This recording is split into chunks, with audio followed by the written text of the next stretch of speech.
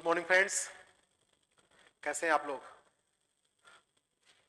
देखिए, medieval history में मुगल साम्राज्य में एक टॉपिक है जिसमें हम लोग प्रशासन में मनसबदारी व्यवस्था, जागीरदारी व्यवस्था और जमींदारी व्यवस्था, इस पर लेकर प्रायः चाहे यूपीएससी में हो चाहे पीसीएस में क्वेश्चंस भी आ रहे हैं और तीनों में आपस में कंफ्यूजन भी बहुत रहता है स्टूडेंट्स को। तो आज इसको क्लियर किया जाए। देखिए, सबसे पहले हम मनसबदारी की बात करेंगे। मनसबदारी में देखिए एक शब्द है मनसब।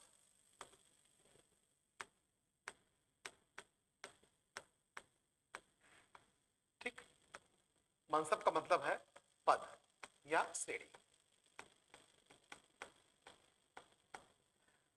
मतलब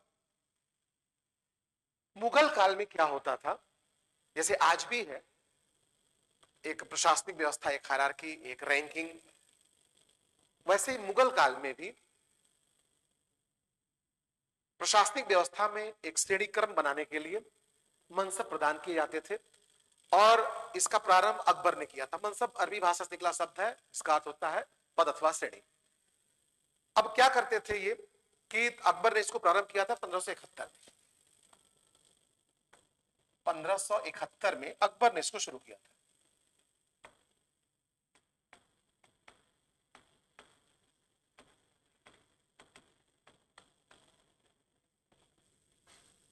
और अकबर ने 10 से लेकर 10,000 और लास्ट तक आते आते 12,000 तक के मनसब अपने अधिकारियों को, सैन्य अधिकारियों को प्रदान किए।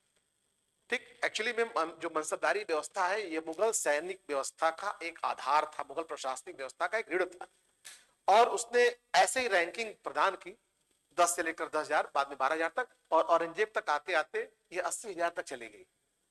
ठीक, तो मनसब के माध्यम से क्या होता है, जब किसी को मनसब देते थे वो लोग, तो उसका उससे उसकी रैंक, उससे उसका कद समझ में आता था कि वो किस रैंक का। जैसे हम आज कहते हैं ग्रेड 1 का अधिकारी, ग्रेड 2 का अधिकारी, ग्रेड 3 का अधिकारी, तो या ये पे स्केल, इस पे स्केल का, इस पे स्केल का है, तो उससे उस उसकी रैंक, उसका ओहदा समझ में आ जाता था कि किस रैंक का अधिकारी है। वैसे उस समय मनसब देकर किसी को 10, 20, 50, 100, 200, इसीलिए इसको अब बोलते हैं दशमलव प्रणाली पर आधारित था, मंगोलों की दशमलव प्रणाली पर आधारित था।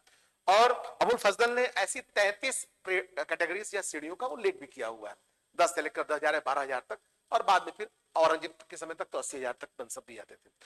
तो मनसब देकर क्या होता था, उस अधिकारी, उस सैन्य अधिकारी की एक कद, उसकी श्रेणी समझ में आती थी किस रैंक का अधिकारी। जैसे मान लीजिए किसी को 500 का मनसब दिया गया है तो उससे उसका कद और उसी से उसका वेतन निर्धारित हो जाता था। किसी को 1,000 दिया गया है, इसका मतलब 1,000 वाला 500 से ऊपर है, किसी को 5,000 दिया गया तो 1,000 वाले से ऊपर है, किसी को 3,000 दिया गया तो 5,000 वाले से नीचे है।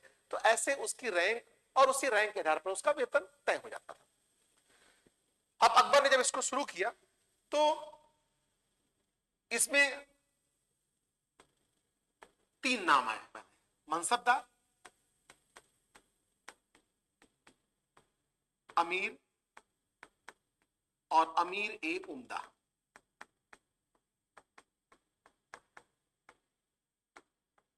मतलब 10 से लेकर अगर 500 तक है, उसके नीचे तक, तो वो हम मनसबदार सामान्यतः बोलते थे। 500 से लेकर अगर 2500 तक है तो अमन उसको हम अमीर बोलते थे, और 2500 से अगर ऊपर है मान लीजिए तो उसको हम लोग अमीर ए उम्दा बोलते थे। ठीक, अब इससे शुरू जब उस अकबर ने किया तो हमको क्या क्या मिल गया कि मुगल सैनिक व्यवस्था का एक आधार बना करके ये उसने मनसबदारी व्यवस्था को शुरू किया। इससे अधिकारियों की उनकी रैंकें क्लियर रहती थी, उनका वेतन क्लियर होता था। लेकिन कुछ समय बाद ये समझ आया कि इससे उस अधिकारी को क्या सैनिक दायित्व है, मतलब कितने घुड़सवार रखने हैं, इसकी क्लैरिटी नहीं थी। तो इसी के लिए अकबर ने बाद में इसी मनसबदारी व्यवस्था में जात और सवार की बात लेकर आया। जात और सवार, जात वही कुछ था जो जिसको आप पहले केवल मनसब कह करके बता देते थे, उससे उसका रैंक या उसकी वेतन क्लियर हो जाता था। तथा जात से क्या हो गया कि उसका कद, उसकी श्रेणी समझ में आ गई, क्या वेतन वो समझ में आ गया। और सवार लिखने से क्या होता था कि उसको कितने घुड़सवार रखने हैं ये क्लियर हो जाता था। ठीक है, जैसे हम मान लीजिए आपसे कहे कि 3,000 जात 3000 सवार का मनसबदार। इसका मतलब 3000 के रैंक का एक अधिकारी है, उसको 3000 सवार रखने हैं, घुड़सवार रखने हैं। तो यह व्यवस्था उसने जात और सवार इसीलिए ताकि घुड़सवारों की स्पष्टता रहे कि फला मनसबदार जो है जिस श्रेणी का है 5000, 8000, 10000, उसको सवार कितने रखने हैं। अब इस जात और सवार के आधार पर, इनके आधार पर 5000 तक के जो मनसबदार हैं,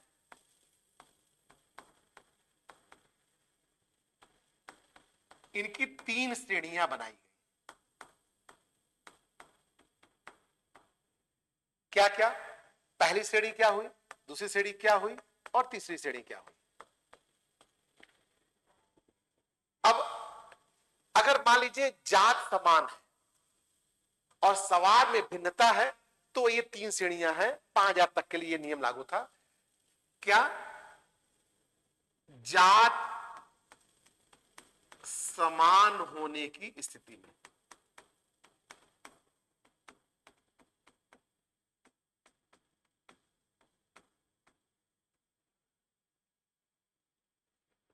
अब यह व्यवस्था बनाई गई कि मान लीजिए कोई 5000 जात का मनसबदार है, उसकी रैंक 5000 आंक ली गई और उसको उतने ही सवार रखने की जिम्मेदारी भी दे दी गई, तो वो पहली श्रेणी का हो गया। मतलब अगर जात और सवार बराबर है, हम एग्जांपल दे रहे हैं, सवार जो है जात पद के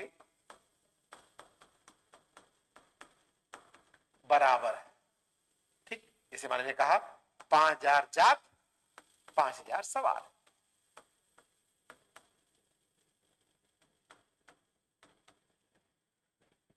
तो उसी जात पर, मतलब समान जात होने के बाद भी अगर सवार में कुछ अभी डिफरेंसेस आएंगे तो उसको 3 श्रेणियां बना दिया गया। दूसरी स्थिति क्या हो सकती है कि मान लीजिए जो सवार है जात पद से कम लेकिन आधे से अधिक, आधा या आधे से अधिक। फॉर एग्जाम्पल हम आपसे कहें कि मान लीजिए हम कहें कि 5000 का जात और 3000 सवार। इसका मतलब उसकी रैंकिंग 5000 की है, 5000 का मनसबदार है और उसको 3000 सवार रखने की जिम्मेदारी दी गई है। तीसरी जो सवार है वो जात पद के आधे से कम हो जाए। जैसे मान लीजिए हमने कहा 5000 का जात है, ये 5000 4000 भी हो सकता है, आधे से कम मतलब मान लीजिए 1000 या 1500 हो जाए और 2000 सवार कर दीजिए। इसका मतलब कि 5000 तक के जो मनसबदार हैं उनके नीचे जो भी हैं, तो अगर समान जात है लेकिन सवार में भिन्नता है तो 3 श्रेणियां बन गई। अगर 5000 का जात है, या आप दूसरा एग्जांपल ले लें, मान लीजिए 4000 जात का मनसबदार है, तो अगर 4000 जात 4000 ही सवार है तो हम कहेंगे उस अपनी कैटेगरी में वो टॉप रैंक पर है। हम कहें 4000 जात लेकिन सवार पद हमने कह दिया कि 3000 है, इसका मतलब सेकंड कैटेगरी का हो गया, कम है लेकिन आधे से ज्यादा है। हम कहें जात 4000 है लेकिन वो 1500 है, आधे से कम हो गया, तो हम कहें थर्ड कैटेगरी का हो गया, तीसरी कैटेगरी का हो गया। तो क्या हमने कहा, सबसे पहली चीज कि मुगल कालीन सैन्य व्यवस्था का एक आधार था, रीढ़ थी मनसबदारी व्यवस्था। मनसबदारी व्यवस्था किससे आई है? तो ये मनसब से निकल कर आई है और मनसब ये अरबी भाषा का शब्द है जिसका अर्थ होता है पद अथवा श्रेणी। जिसको ये दिया जाता था वह मनसबदार, और यह पूरी व्यवस्था जो होती थी इसको बोलते थे मनसबदारी व्यवस्था। अबुल फजल ने इसकी 33 श्रेणियां बताई। अकबर ने 10 से लेकर 10,000 तक, बाद में 12,000 तक कह लीजिए, उसको अलग अलग कैटेगरी बनाई। यह मंगोलों की दशमलव प्रणाली पर आधारित था, तो 10, 20, 50, 100, 200, 500 ऐसे करके उसने सिस्टम बना दिया था।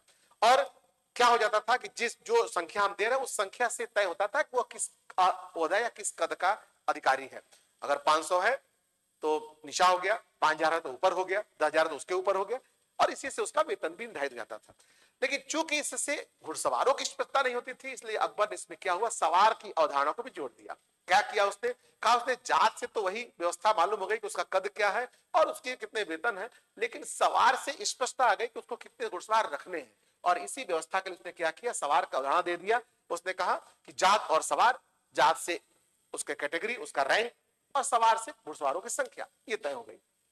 5,000 तक के अगर जात सॉरी मनसबदार, उसके नीचे के लिए उसने एक बना दिया व्यवस्था कि अगर सवार में भिन्नता है, जात सेम है लेकिन सवार अलग अलग है, तो 3 कैटेगरी उसने कर दिया। पहली कैटेगरी जिसमें जात और सवार बराबर बराबर है, एग्जाम्पल हमने दे दिया, मान लीजिए 5,000। दूसरी कैटेगरी हमने कहा 5,000 जात लेकिन सवार कम है, आधे से लेकिन ज्यादा है, 5,000 3,000 कर दिया। और तीसरी कैटेगरी मान लीजिए हमने कहा 5,000 का ही जात है लेकिन 2,000 सवार उसके पास, तो उसने स्पष्ट, आप इसमें देखिएगा आया हुआ क्वेश्चन है ये कि इस व्यवस्था में सवार कभी भी जात से ज्यादा नहीं है। मतलब जो आप मान लीजिए 10,000 के मनसबदार है, 4,000 के मनसबदार हैं, तो आप जात के मनसबदार हैं, तो आपकी सवार अधिकतम 4,000 ही हो सकता है, या फिर उसके नीचे रहेगा, 3,000 रहेगा, 2,000 रहेगा, क्योंकि टॉप रैंकिंग वही है। जात और सवार पद बराबर हो सकते हैं, सवार ज्यादा नहीं हो सकता। जहांगीर ने इसके लिए भी एक रास्ता निकाला। और क्या रास्ता निकाला जहांगीर ने? जहांगीर ने कहा कि हम बिना जात बढ़ाए, हम चाहते हैं विशेष स्थितियों में अगर सवारों को, घुड़सवारों की संख्या बढ़ानी है, तो उसने क्या किया कि जहांगीर ने एक व्यवस्था निकाली, और वो था, उसको बोलते हैं 2 अस्पा और सिंह अस्पा।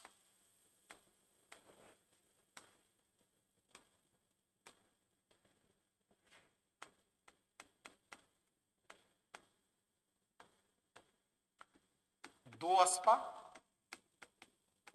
और सिंह अस्पा।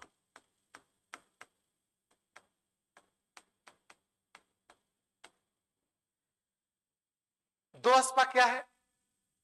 मान लीजिए 5,000 जात का मनसबदार है और तो मैक्सिमम उसका सवार होगा 5,000 होगा, लेकिन जहांगीर चाहता था कि किसी खास स्थिति में कोई विशेष अभियान है, किसी खास स्थिति में उसका रैंक तो नहीं बढ़ाना चाहते, लेकिन हम सवार बढ़ा देना चाहते हैं, उसको घुड़सवारों का दायित्व तो बढ़ाना चाहते हैं उसी रैंक पर। तो उसने कहा कि वो 2 अस्पा की व्यवस्था, उसने बताया कि 2 अस्पा होने पर क्या होगा कि वो 2 गुना सवार रख सकता था। जैसे अगर 5,000 का ही जात है, रैंक नहीं बढ़ाया, लेकिन फिलहाल विशेष स्थिति में वो 10,000 सवार भी रख सकता है, 10,000 सवार की जिम्मेदारी उसको दीजिए।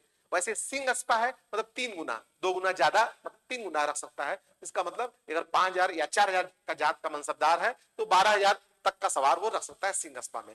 तो इसमें 2 अस्पा में 2 गुना, इसमें 3 गुना।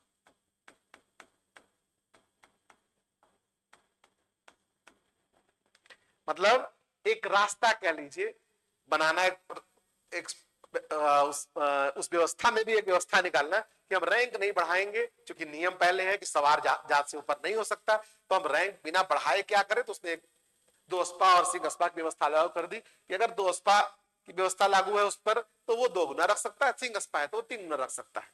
ये इतनी व्यवस्था है मनसबदारी व्यवस्था में। बाद में औरंगजेब के समय तक 80,000 तक के मनसबदार हुए।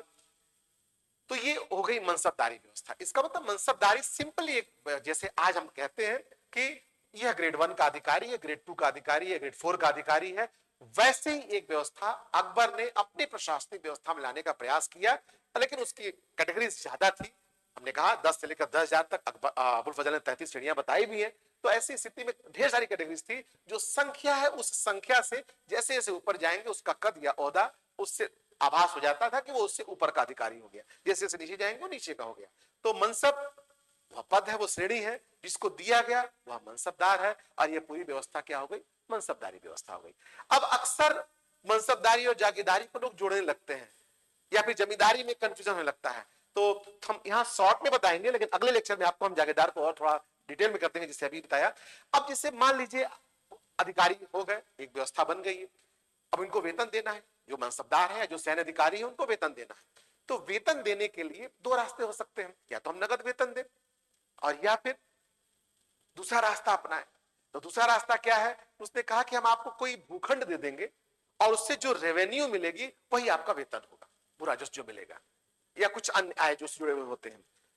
ठीक, तो उसने कहा कि हम ऐसी व्यवस्था करेंगे, तो नगद न दे करके ज्यादा हम कोशिश करेंगे कि आपको वह भूखंड दे देंगे। वही भूखंड जो है, जो वेतन के बदले में दिया जा रहा है, उसको ही जागीर कहते हैं, उस भूखंड को जागीर कहते हैं। और जिसको दिया जा रहा है उसको जागीरदार कहते हैं। अब कोई मनसबदार है, मतलब कोई अधिकारी है किसी ग्रेड का, उसका कोई वेतन है, तो उस वेतन को देने के लिए उसको जागीर दे दी गई, तो वो एक जागीरदार भी हो गया। तो जागीर मिलने की वजह से वो जागीरदार है। जागीरदार कोई पद नहीं है कि हम जैसे कहें कि डीएम है या एसएसपी है फला, ऐसा ऐसा कुछ नहीं है। वो उसको एक जागीर भूमि मिली हुई है, और वो किसने मिली हुई है, क्योंकि उसको अपना वेतन लेना है, तो हम नगद नहीं दे रहे हैं। पीछे आप पढ़े होंगे अगर आप लोग, तो ऐसा ही कुछ था दिल्ली सल्तनत में, इक्तादारी व्यवस्था इल्तुतमिश ने शुरू किया था। इक्ता भी क्या था, एक भूखंड था, प्रशासनिक भूखंड, जिससे सल्तनत काल में प्रशासन में भाग लेने वाले अधिकारियों को उनके वेतन के बदले में दे दिया जाता था। जिसको दिया जाता था वो इक्तादार, जैसे यहाँ पे जागीरदार। ये पूरी व्यवस्था इक्तादारी व्यवस्था, यहाँ पे जागीरदारी व्यवस्था।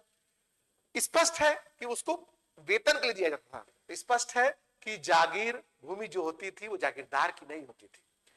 जो उस जागीरदार का समय समय पर उसकी जागीर ट्रांसफर हो जाती थी। आज कहीं की जमीन मिली हुई है, भूखंड मिला हुआ है, तो उसका बाद में कहीं और का मिल जाए, फिर कहीं और का मिल जाए, तो न तो उसकी भूमि का मालिक हुआ, उसका ट्रांसफर भी होता था, और वो वंशानुगत भी नहीं था। ऐसा नहीं कि कोई किसी को जागीर दी गई है तो उसके वो नहीं रहा तो उसके परिवार किसी और मिल जाएगा, नहीं। वो तो किसी पद से जुड़ा हुआ है, एक वेतन से जुड़ी व्यवस्था है, जिसको वेतन देना उसको दिया जा रहा है। सेम यही बात मनसबदारी में भी है। मनसबदार पद भी अनुवांशिक नहीं है। अगर किसी की डेथ हो गई तो वह मनसब उससे मनसबदार समाप्त हो जाएगी। तो जागीरदारी में यह व्यवस्था हो गई कि जागीर एक भूखंड है जिसको दिया गया, जागीरदार व्यवस्था, जागीरदारी व्यवस्था। क्यों दिया गया? क्योंकि उसको वेतन देना है, और वो उसी वेतन, उसी भूखंड से अपना वेतन ले लेता था। तो उस भूमि का न तो वो मालिक है, जागीरदारों का ट्रांसफर भी हो रहा है, अलग अलग भूखंड दे दिया गया, और वो वंशानुगत भी नहीं है। ये हो गई एक जागीरदारी व्यवस्था। अब इस जागीरदारी व्यवस्था को थोड़ा और डिटेल हम आपको अगले लेक्चर में आपको क्लियर कर देंगे। ठीक है, ओके, थैंक यू।